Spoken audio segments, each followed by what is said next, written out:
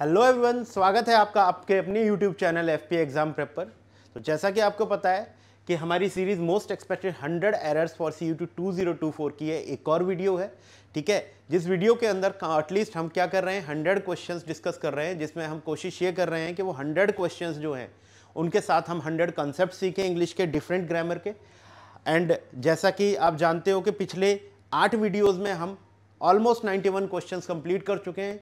और वो सिर्फ क्वेश्चंस ही नहीं है, उन क्वेश्चंस के थ्रू मैंने क्या बताया, आपको कुछ कॉन्सेप्ट्स बताए हैं, बहुत अच्छे कॉन्सेप्ट्स बताए हैं।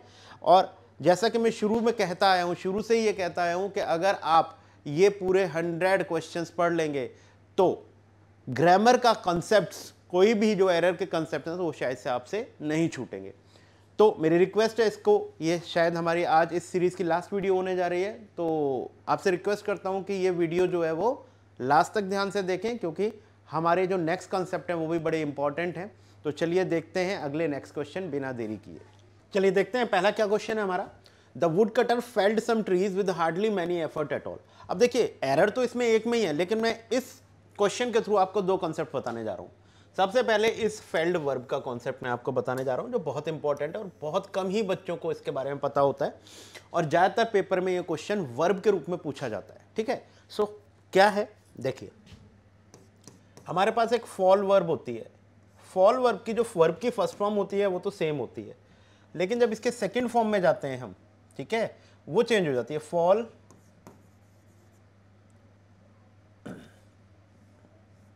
Fail, then fallen. तो ये वर्ब की सेकंड फॉर्म हो जाती है और ये वर्ब की थर्ड फॉर्म हो जाती है। तो इसका मीनिंग अलग होता है, और एक हो जाती है इसकी फेल्ड,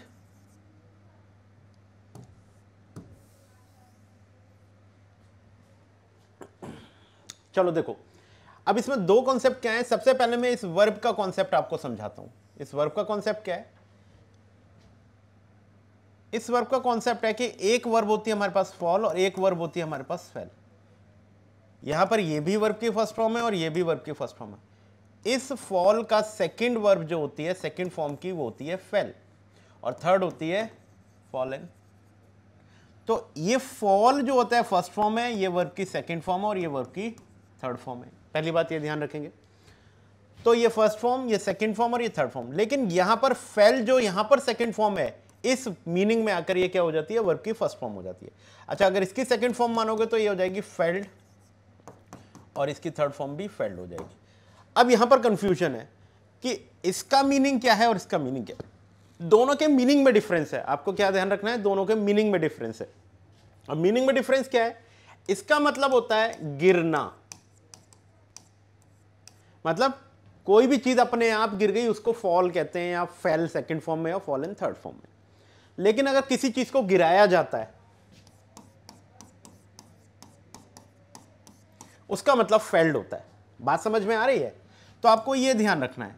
अब ये कैसे पता लगे? ये ऐसे पता लगेगा कि जब कोई सब्जेक्ट किसी ऑब्जेक्ट को गिरा रहा है तो वहां पर हमेशा इसमें से फॉर्म लिखी जाएगी। यानी कि मतलब फेल्ड वाली वर्ब में हमेशा एक डूअर होगा और उसका कोई ना कोई रिसीवर होगा। अब आ जाओ इधर। अब यहां पर एक एरर वो क्या दे सकता था? यहां दे सकता था wood cutter fell some trees with hardly many. ठीक है, अब यहां पर क्या था? अब यहां पर दो बातें होती। अब या तो इसको तुम वर्ब की फर्स्ट फॉर्म मानो या वर्ब की सेकंड फॉर्म मानो। अगर आप इसको वर्ब की फर्स्ट फॉर्म मानते हो तो ये प्रेजेंट इंडेफिनिट बन जाएगी। ये तो प्रेजेंट इंडेफिनिट यहां पर बन नहीं सकता, क्योंकि ये क्या है, पास्ट की बात चल रही है। तो यहां पर आएगी वर्ब की सेकंड फॉर्म ही। अब अगर इसको तुम वर्ब की सेकंड फॉर्म मान लेते हो तो ये वर्ब की सेकंड फॉर्म का मतलब है गिरना, जबकि यहां पर वुड कटर क्या कर रहा है, ट्री को गिरा रहा है। तो यहां डूअर है और यहां रिसीवर है, तो इसका मतलब है हमारा ये मीनिंग बन रहा है। तो इसकी सेकंड फॉर्म क्या बनेगी, फेल्ड बनेगी। तो देखो यहां पर एरर नहीं है, ये फेल्ड बिल्कुल ठीक है। यानी कि मतलब फेल वर्ब वर्ब की फर्स्ट फॉर्म भी होती है, फेल वर्ब वर्ब की सेकंड फॉर्म भी होती है। लेकिन अगर फेल वर्ब वर्ब की सेकंड फॉर्म होगी तो उसका मतलब गिरना होगा, लेकिन अगर वर्ब की फर्स्ट फॉर्म होगी तो उसका मतलब गिराना होगा। यह बात समझ लेना। अब यहां पर तुम ये कह रहे हो कि मान लीजिए सर यहां पर फेल लिखा होता तो हमें कैसे पता चलेगा ये वर्ब की फर्स्ट फॉर्म है या सेकंड फॉर्म है? देखो बहुत सही सिंपल सा तरीका है। पहली बात तो ये समझ लो कि वुड कटर क्या है, सब्जेक्ट इक्वल टू डूअर है, मतलब यही काम को कर रहा है, और ये ट्रीज जो हैं इसको वुड कटर क्या है, गिरा रहा है। ये हमारा ऑब्जेक्ट हो गया, इसका मतलब रिसीवर भी हो गया ये एक्शन का। इसका मतलब है कि जब इसने इस पर एक्शन किया तो ये क्या हो जाएगा, इसका मतलब हो गया गिराना। इसने काम किया और ये गिर गए तो गिराना हुआ। अब गिराने का मतलब तो ये हुआ। अब अगर गिराने का मतलब है तो इसने फेल लिखा हुआ है, तो गिराने के मीनिंग में फेल वर्ब की क्या है, फर्स्ट फॉर्म। तो यहां फर्स्ट फॉर्म तो आ नहीं सकती, क्यों, क्योंकि ये पास्ट की बात चल रही है, और पास्ट की बात चल रही है तो वर्ब की सेकंड फॉर्म आनी चाहिए। अब वर्ब की सेकंड फॉर्म फेल्ड होती है। अब अगर उसने फेल लिखा हुआ है तो हमें ये मान के चलना पड़ेगा ये वर्ब की सेकंड फॉर्म है। अब वर्ब की सेकंड फॉर्म अगर ये मान के चल रहे हो तो वर्ब की सेकंड फॉर्म में फेल का मतलब गिरना होता है, जो कि यहां पर सेंस बैठाएगा नहीं। तो यहां पर क्या था, फेल्ड जो लिखा हुआ है वो बिल्कुल ठीक लिखा हुआ है, इसको गलत मत समझ लेना। कुछ बच्चों ने फेल्ड वर्ब पढ़ा ही नहीं होता है, तो उनको क्या लगता है ये बोलने में बड़ा अजीब लगता है, तो वो ये मान के बैठ जाते हैं कि एरर इसी में। ये एरर नहीं है, बिल्कुल ठीक है। फेल्ड भी वर्ब होता है, लेकिन फेल्ड का मतलब गिराना होता है, और फॉलन का भी मतलब वर्ब होता है, लेकिन उसका मतलब गिरना होता है। दोनों में सिर्फ क्या है, डूअर का और क्या होता है, नॉन डूअर का फर्क होता है। अगर फेल्ड है तो उसका कोई ना कोई गिराने वाला होगा, और फॉलन है तो वो अपने आप गिर रहा है। सीधी सी बात, यहां पर ये ध्यान रखनी। तो ये एरर ये नहीं है। अब आगे चलते हैं, आगे देखते हैं। फिर कहता है the wood cutter felled some trees, उसने कुछ ट्रीज गिराए with hardly many effort at all, मतलब उसने कोई एफर्ट लगाए ही नहीं। अब आपको ये ध्यान रखना है कि हार्डली जो होता है वो नेगेटिव वर्ड होता है, और मैनी जो होता है वो पॉजिटिव वर्ड होता है। इसको अगर मैं दूसरे शब्दों में बताऊं तो ये नॉन असर्टिव होता है और ये असर्टिव होता है। तो आपको ये ध्यान रखना है कि नॉन असर्टिव के साथ असर्टिव नहीं रखा जा सकता। मैनी जो होता है वो क्या होता है, असर्टिव वर्ड होता है, पॉजिटिव सेंस रखता है, जबकि हार्डली नेगेटिव। हार्डली के साथ हमेशा एनी लगाया करो, मैनी नहीं लगता है, तो यहां आ जाएगा एनी। तो ये हो जाएगा the wood cutter felled some trees with hardly any effort at all. तो वहां पर गलती क्या है, मैनी नहीं आके एनी आना चाहिए, और हमारा क्या एरर हो जाएगा, बी में एरर हो जाएगा। तो इस कॉन्सेप्ट के थ्रू मैंने दो बातें बताई। एक तो फेल वर्ब का हमेशा ध्यान रखना है आप लोगों को कि फेल वर्ब जो होती है वो वर्ब की फर्स्ट फॉर्म भी होती है और वो वर्ब की सेकंड फॉर्म भी होती है। अगर वो वर्ब की फर्स्ट फॉर्म है तो उसका मतलब गिराना हुआ, अगर वो वर्ब की सेकंड फॉर्म है तो उसका मतलब गिरना हुआ। Got it. और फेल्ड और फेल्ड, इसमें तो कोई डाउट ही नहीं होना चाहिए, वर्ब की सेकंड और थर्ड फॉर्म होती है, इनका मतलब गिराना ही होता है। ठीक है, कंफ्यूजन कहां आता है, फेल वर्ब को लेकर। अब फेल का मतलब अगर गिरना है तो ये वर्ब की सेकंड फॉर्म हुई, और फेल का मतलब अगर गिराना है तो ये वर्ब की फर्स्ट फॉर्म हुई। अब आगे तुम्हें ये चेक करना है कि वहां पास्ट की बात चल रही है या प्रेजेंट की बात चल रही है, बस इतना आपको ध्यान रखना है। गॉट इट, इतनी बात क्लियर हो गई आप लोगों को। चलिए नेक्स्ट कॉन्सेप्ट चलते हैं बच्चों। अब देखो नेक्स्ट कॉन्सेप्ट क्या कहता है, although he was late but he stopped on the way to have coffee with his friends. देखो बहुत सिंपल तरीका है, कंजंक्शन का कॉन्सेप्ट है, और इसमें कुछ ज्यादा समझाने वाली बात है नहीं। सिंपल सी एक बात ध्यान रख लीजिए आप, क्या, ये जो ऑल्दो होता है ना, या दो होता है, ये दोनों कंजंक्शन के साथ कोई कंजंक्शन फॉलो करता नहीं है। पहले तो कोई कंजंक्शन अगर नहीं लगाए तो भी ठीक है, लेकिन अगर इनके साथ कोई भी कंजंक्शन फॉलो करेगा तो सिर्फ एक ही कंजंक्शन फॉलो करता है, दैट इज येट। बात समझ लो मेरी फिर से, दो बातें हैं, या तो नो कंजंक्शन, नहीं तो येट। अगर इसके अलावा इनके साथ कोई दूसरा कंजंक्शन लगाए तो वो ऑलवेज रॉन्ग है, ऑलवेज रॉन्ग। तो देखो यहां क्या कंजंक्शन लगाया ऑल्दो के साथ, बट नहीं लगता इसके साथ, लगाना है तो येट लगाओ, नहीं तो कुछ भी मत लगाओ। आप ऐसे भी बोल सकते हो, although he was late he stopped on the way to have coffee with his friends, नहीं तो ये बोलो although he was late yet he stopped on the way to have coffee with his friends. So ये बात हमेशा ध्यान रखें, दो और ऑल्दो के साथ अगर कोई कंजंक्शन फॉलो करेगा तो दैट इज येट ओनली, और अगर नहीं करना है तो किसी को भी मत लगाओ, दोनों तरीके से वो ठीक होता है। Got it. तो हमारा जो एरर है वो कौन से में है बच्चों, सेकंड पार्ट में। चलिए नेक्स्ट देखिए, नेक्स्ट क्वेश्चन है, he met me 2 days ago but he never told me about his grandmother's death. देखो बहुत टिपिकल क्वेश्चन है, समझने वाली बात है। इसमें एरर जो है वो क्या है, ये नेवर ना आके यहां पर आ जाएगा ही डिडंट टेल मी। अब आप कहोगे सर क्या ही फर्क पड़ गया, भाई नेवर बोल दिया तो ही क्या फ़र्क है, नेवर का भी मतलब भी कभी नहीं है और डिंट का भी मतलब तो वही नहीं बच्चों, ये बात ध्यान रखनी है। नेवर का मतलब क्या समझते हो आप? नेवर का मतलब होता है not in past, not in present, यही तो मतलब होता है। अब फ्यूचर जैसी तो कोई चीज है ही नहीं, या तो आपका पास्ट है, नहीं तो आप प्रेजेंट में चल रहे हो। प्रेजेंट आगे बढ़ता रहता है, पास्ट पीछे छूटता रहता है। फ्यूचर तो जस्ट हम क्या कर रहे हैं, इमेजिनेशन कर रहे हैं। सो नेवर बोलने का मतलब है not in past, not in present.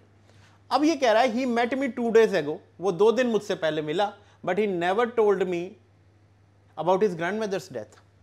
अब एक बात सोचो, अगर उसने उसे कभी बताया ही नहीं है तो वहां पर तो not in past not in present हो गया। लेकिन जिस समय वो ये बात कर रहा है तो ग्रैंड मदर की डेथ की बात कर ही रहा है वो, इसका मतलब प्रेजेंट में तो उसे पता है ना कि उसकी ग्रैंड मदर की डेथ हो गई है। तो आप नेवर कैसे लिख सकते हो? नेवर गलत है। नेवर का तो मतलब है ना तो उसे पास्ट में पता है ना प्रेजेंट में पता है। तो अब वो ग्रैंड मदर की डेथ की बात कर कैसे रहा है? तो प्रेजेंट में तो उसे पता लग गया ना कि उसकी ग्रैंड मदर की डेथ हो गई है, तो इसमें प्रेजेंट तो इंक्लूड ही नहीं है। तो नेवर नहीं बोला जा सकता इसके साथ। नेवर नहीं बोलोगे, हाँ नॉट बोल सकते हो, डिडंट टेल, ठीक है। डिड नॉट बोल सकते हो, क्योंकि नॉट में और नेवर में बहुत फर्क होता है। नॉट ऑन द स्पॉट की बात होती है और नेवर कभी नहीं की बात होती है। तो यहां पर इस तरीके से नेवर नहीं बता सकते, जबकि उसे पता लग गया है ग्रैंड मदर की डेथ के बारे में। तो नेवर कैसे बोल सकते हो? तो यहां नेवर ने लगा के आपको क्या लिखना है, डिडंट टेल। Got it? चलिए नेक्स्ट कॉन्सेप्ट देखें। तो इसमें एरर हमारा किस में आ जाएगा, सेकंड में। नेक्स्ट है Pauline was enough good to lead the group and finish the project. चलिए ये भी कॉन्सेप्ट बहुत अच्छा है, एडवर्ब का कॉन्सेप्ट है। तो इसमें एरर जो है वो एडवर्ब का है, वो समझ लें, और पेपर में कई बार आता है, ध्यान रख समझना। देखो ये जो इनफ वर्ड होता है ना, इनफ वर्ड में क्या होता है कि ये एडवर्ब की तरह भी काम करता है और ये एडजेक्टिव की तरह भी काम करता है। सो बात आपको ये ध्यान रखनी है कि जब ये एडवर्ब होता है ना, तो हमेशा ध्यान रखना ये एडजेक्टिव के बाद आएगा। ये किसके बाद आएगा, एडजेक्टिव के बाद आएगा। तो ये एडजेक्टिव हो गया, एडवर्ब हो गया। अब यहाँ पे कुछ बच्चे थोड़ा सा उनको ये डाउट होगा कि अब तक तो सर ये बताते आए हैं कि हमेशा एडवर्ब एडजेक्टिव से पहले होता है, लेकिन यही एक अकेला केस है जहां पर एडजेक्टिव के बाद एडवर्ब आता है। लेकिन ध्यान ये रखना कि ये इनफ इसको डिस्क्राइब नहीं कर रहा होता है, इसके आगे जो 2+ वर्ब की फर्स्ट फॉर्म लिखी होती है ये इसको डिस्क्राइब करने के लिए बैठा होता है, इसलिए ये क्या होता है, एडजेक्टिव के आगे लगा होता है। बात समझ में आ रही है? मैं समझा दूंगा अभी, अब आपको समझाऊंगा। फिर बात आती है इनफ अगर एडजेक्टिव हो तो ऑब्वियसली इनफ पहले आएगा और उसके बाद नाउन आना चाहिए, क्योंकि एडजेक्टिव के बाद हमेशा नाउन ही आते हैं। तो ये ध्यान रखना है कि कभी भी इनफ अगर एडजेक्टिव को डिस्क्राइब करता है तो एडजेक्टिव के बाद में लगा होना चाहिए, और कभी भी इनफ अगर नाउन को डिस्क्राइब करता है तो नाउन से पहले लगा होना चाहिए। सो अब इधर आओ। अब ये जो गुड है ना, सबको पता है ये एडजेक्टिव होता है। अब ये एडजेक्टिव है तो एडजेक्टिव से पहले इनफ आ नहीं सकता, इनफ को उठा के कहाँ लिखना है, बाद में लिखना है। तो ये होना चाहिए पॉलीन वाज गुड इनफ। अब कहोगे कि सर ये एडजेक्टिव है, इनफ बाद में आ गया, तो आगे बैठ के ये एडजेक्टिव को कैसे डिस्क्राइब कर सकता है? तो पहली बात ये समझ लो कि यहां पर ये गुड को डिस्क्राइब नहीं कर रहा है, ये इस क्वांटिटी, इस चीज को डिस्क्राइब कर रहा है। इनफ टू लीड, इनफ का मतलब है ये जो टू लीड लिखा हुआ है ना, इसको डिस्क्राइब करने के लिए आया है ये। बात समझ में आ रही है मेरी? सो यहां पर क्या है, ये इनफ गुड को ना डिस्क्राइब करके किसको डिस्क्राइब कर रहा है, टू लीड को। अब टू लीड को अगर इसे डिस्क्राइब करना है तो यहां बैठ के डिस्क्राइब नहीं कर सकता, इसे यहां आना पड़ेगा। बात समझ में आ गई? तो हमेशा ध्यान रखें कि जब भी किसी एडजेक्टिव के साथ इनफ को लगाओ तो उसके बाद में लगाया करो, और जब भी किसी नाउन के साथ लगाओ तो उससे पहले लगाया करो। बस यही एक कॉन्सेप्ट है जो आपको ध्यान रखना। Got it? तो इस हिसाब से हमारा जो एरर बना वो किस में बना, 1 में। क्लियर होगी बात? चलिए नेक्स्ट क्वेश्चन देखते हैं। Until he does not ounce his mistake he can't rise. ठीक है, अब वही कहते हैं ना, जब तक वो अपनी गलती नहीं मानना या अपनी गलती को स्वीकार नहीं करेगा वो कभी बढ़ नहीं सकता आगे। अब देखो यहां पर बहुत ध्यान रखना, कुछ ऐसे वर्ड होते हैं जो पहले से ही नेगेटिव होते हैं, उनकी सेंस पहले से ही नेगेटिव होती है। बहुत सारे वर्ड हैं हमारे पास, हार्डली, कुछ वर्ड में बता देता हूं, scarcely, rarely, बेयरली, little, few, hardly, scarcely, rarely, बेयरली, little, few, उसमें एक अनटिल भी है, अनलेस, ठीक है। ये कुछ हमारे वर्ड होते हैं, और भी बहुत सारे वर्ड होते हैं, ठीक है। अब इन वर्ड्स के साथ कभी भी नॉट नहीं आता या नो नहीं आता, क्योंकि ये खुद में ही क्या होते हैं बच्चों, नेगेटिव होते हैं। तो जो नेगेटिव होते हैं उनके साथ डबल नेगेटिव नहीं बनाया जाता। तो देखो अनटिल के साथ इसने क्या लिखा है, नॉट लिखा है, तो ये नहीं होगा, ये हो जाएगा until he does, he, until does भी काट दो, जब नॉट नहीं है तो डज भी नहीं आएगा, तो ये जाएगा until he ounce his mistake he can't rise. आप कहोगे सर ये तो लिखा है, लेकिन ये दूसरे सेंटेंस में लिखा है, जिस सेंटेंस में अनटिल लिखा होगा उस सेंटेंस में नॉट नहीं लगाना है आपको, गॉट इट। तो हमारा एरर किस में है, फर्स्ट पार्ट में। क्लियर बच्चों, चलिए next. It was him who faced all the difficulties of life to get bread and butter on the table. देखो ये बहुत इंपॉर्टेंट टॉपिक है, बहुत इंपॉर्टेंट कॉन्सेप्ट है। अच्छा, ज़्यादातर बच्चे इसको एग्री भी नहीं करते हैं, लेकिन मैं तुम्हें बता देना चाहता हूँ, आपको मानना ही पड़ेगा ये बात, ठीक है। कैसे, इससे समझते हैं। देखो पहली बात, यहाँ हिम ना लगा के आपको क्या लगाना पड़ेगा, ही, ठीक है। तो एक तो ध्यान रखेंगे, ये हिम नहीं आके ही आएगा, ठीक है। तो इस हिसाब से एरर फर्स्ट में बना। आप कहोगे सर ऐसा कैसे, ऐसा तब होता है जब आप क्या करते हो, जब आपका जो हमारा, देखो ये कॉन्सेप्ट बनता है प्रोनाउन का, सब्जेक्ट का जो कॉम्प्लीमेंट होता है वो सब्जेक्ट सब्जेक्टिव केस में होना चाहिए, और जो ऑब्जेक्ट का कॉम्प्लीमेंट होता है वो ऑब्जेक्टिव केस में होना चाहिए। ये बात ध्यान रखो आप। अब कैसे, मैं समझाता हूं। It was he who faced all the difficulties of life. अब होता क्या है कि जैसे मैंने बोला, आप कहोगे सर सब्जेक्ट कॉम्प्लीमेंट क्या होता है, तो ये वाली सारी बातें मैंने ना अपनी जो प्रीवियस वीडियोज़ हैं उनमें मैंने लगभग समझा रखी हैं। जो बच्चा नया देख रहा है वो मेरी पीछे वाली वीडियोज़ को देख ले तो वो सारी बातें समझ में आ जाएगी, लेकिन मैं फिर भी समझा देता हूँ। जैसे मान लो मैंने लिखा subject plus is, am, are, was, were. अब ये सब क्या होते हैं, हमारी बी फॉर्म्स होती हैं। इसके बाद जो भी बात लिखी जाती है वो कॉम्प्लीमेंट होता है, और वो कॉम्प्लीमेंट किसका होता है, सब्जेक्ट का ही होता है। अब इनका क्या मतलब होता है, इक्वल टू करते हैं ये, यानी कि मतलब जो ये है वही ये है। जैसे मैं बोलूं आई एम अ टीचर, तो आई जो है वही तो टीचर है, इसका मतलब ये और ये दोनों सेम हो गए, है ना। तो इज, एम, आर, वॉज, वर क्या करते हैं, सब्जेक्ट के कॉम्प्लीमेंट को जोड़ने का काम करते हैं। अब आप खुद बात बताओ कि अगर ये सब्जेक्ट है तो ये ऑब्जेक्ट कैसे हो सकता है, क्योंकि सब्जेक्ट और ऑब्जेक्ट तो अलग अलग होते हैं। अगर ये सब्जेक्ट है तो इसे भी सब्जेक्ट ही मानना पड़ेगा ना आपको। बात समझ में आ रही है मेरी। इसीलिए लिंकिंग वर्ब से जोड़े गए जो कॉम्प्लीमेंट होते हैं वो सब्जेक्ट ही होते हैं, और यही कारण होता है कि इनको अगर पलट के भी आप लिखोगे तो भी क्या होगा, ये सही होंगे। देखो अगर मैं इसको ऐसे लिख दूं, अ टीचर इज मी, तो ये गलत हो गया। मी कैसे लिखोगे, आई तो लिखोगे, क्योंकि तुमने इसको इधर कर दिया, इसको इधर कर दिया। अगर तुम मी लिखते हो तो टीचर तो सब्जेक्ट हुआ, ये ऑब्जेक्ट हुआ। तो सब्जेक्ट और ऑब्जेक्ट कभी सेम हो सकते हैं, कभी नहीं होते सब्जेक्ट और ऑब्जेक्ट सेम। अगर सब्जेक्ट कोई और है तो ऑब्जेक्ट कोई और ही होगा, सब्जेक्ट कभी ऑब्जेक्ट नहीं बन सकता। सिर्फ एक ही केस में बनेगा, जब himself, ourself, yourself लगाते हो तब। इसके अलावा सब्जेक्ट कभी ऑब्जेक्ट नहीं बनता।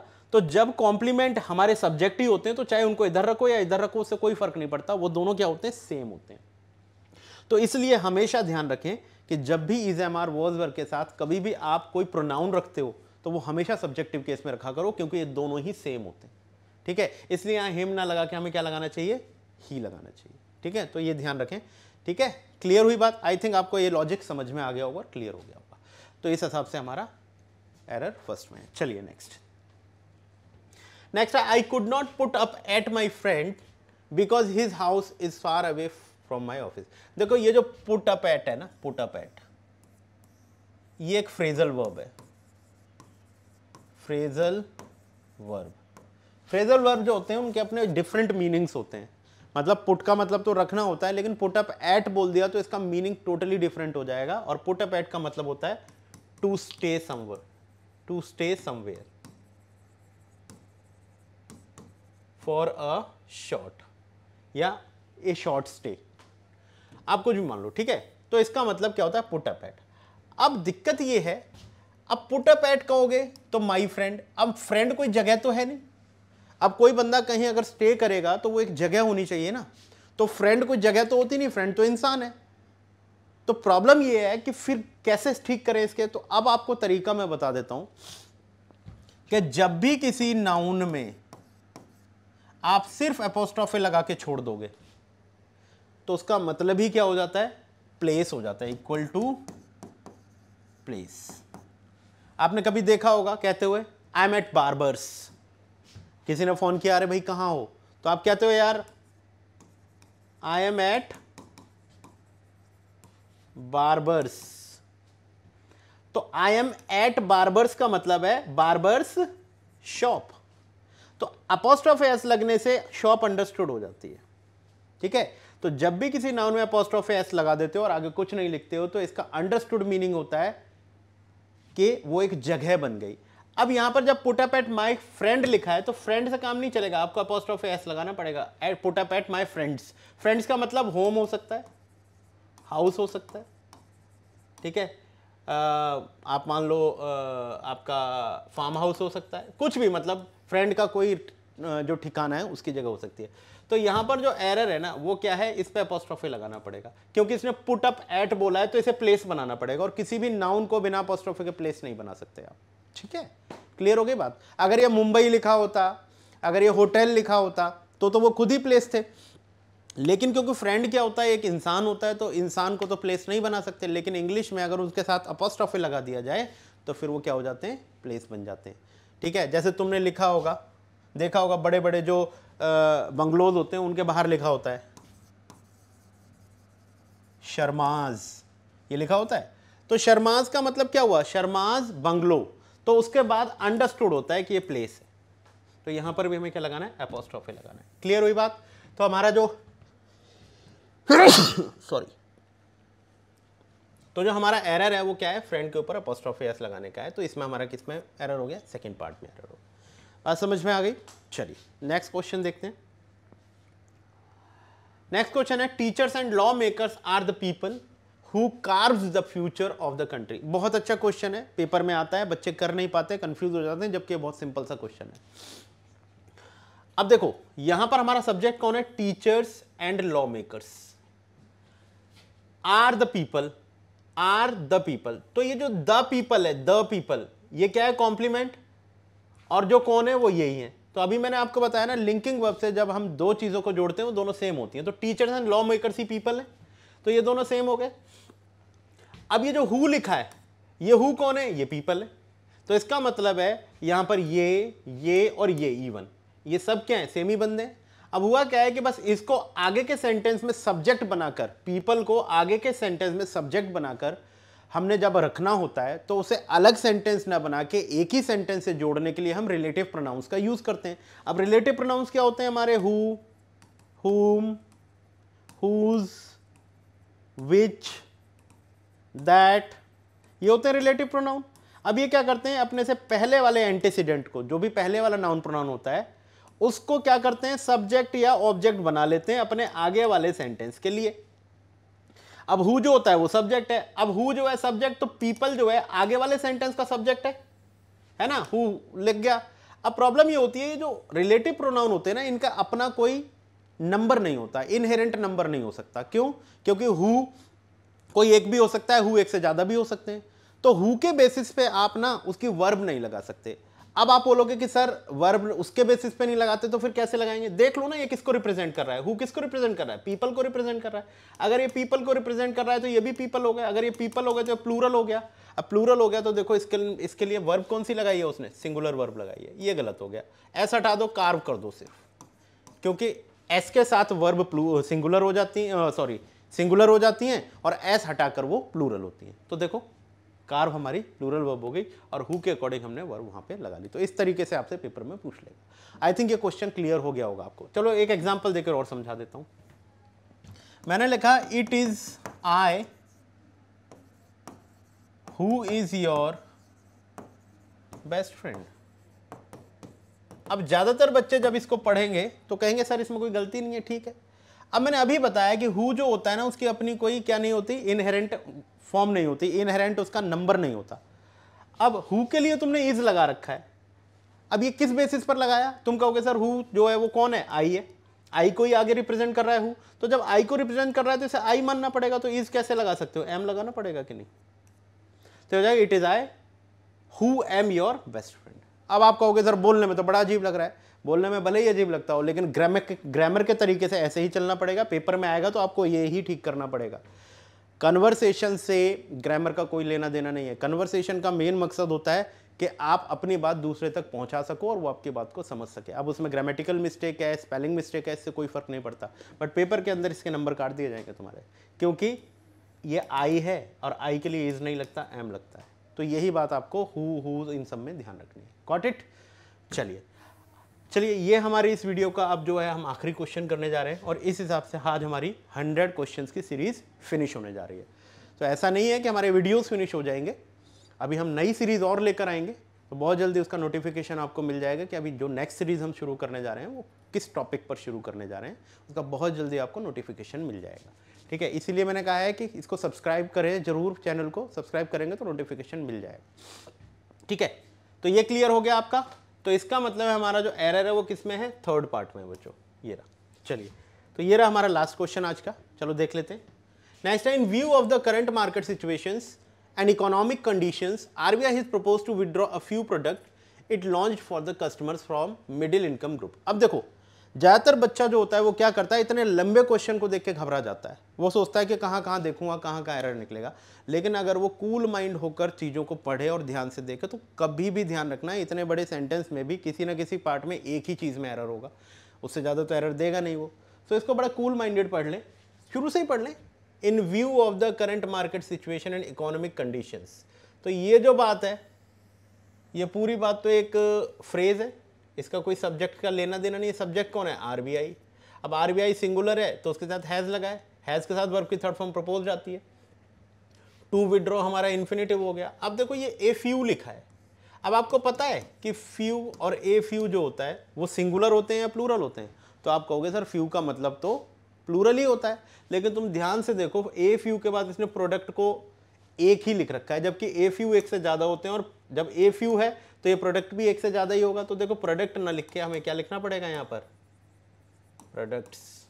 ठीक है, तो सिंपल सी गलती है, छोटी सी गलती है, बस आपको क्या करना है? कंसंट्रेशन रखना है। कंसंट्रेशन से ध्यान से देखोगे तो क्लियर हो जाएंगी चीज़ें। बात समझ में आती है? तो चलिए आज का हमारा वीडियो यहीं फिनिश करते हैं इसको, और आई होप कि आपके जितने भी ये वीडियोस मैंने आपके लिए बनाए ये आपके लिए बहुत हेल्पफुल रहे होंगे। अगर आपने इनको ध्यान से देखा होगा तो मैं फिर से ये बस का प्रॉमिस करता हूँ कि अगर आपने ये 100 के 100 क्वेश्चन ठीक से पढ़े हैं, देखें, तो आपके एग्ज़ाम में इससे बाहर कोई क्वेश्चन, मतलब क्वेश्चन की बात नहीं कर रहा हूँ, मतलब कंसेप्ट इससे बाहर नहीं मिलेगा। मतलब कोशिश हमारी ये रही है। ठीक है, तो आप इन्हें, जिन्होंने नहीं देखें आज पहली बार इस वीडियो को देख रहे हैं, तो एक बार सारी वीडियोज़ को पीछे जाकर देख लें, तो आई प्रॉमिस कि आपको इससे बहुत हेल्प मिलने वाली है। तो चलिए आज का वीडियो यहीं ख़त्म करते हैं। ठीक है, thank you so much for watching.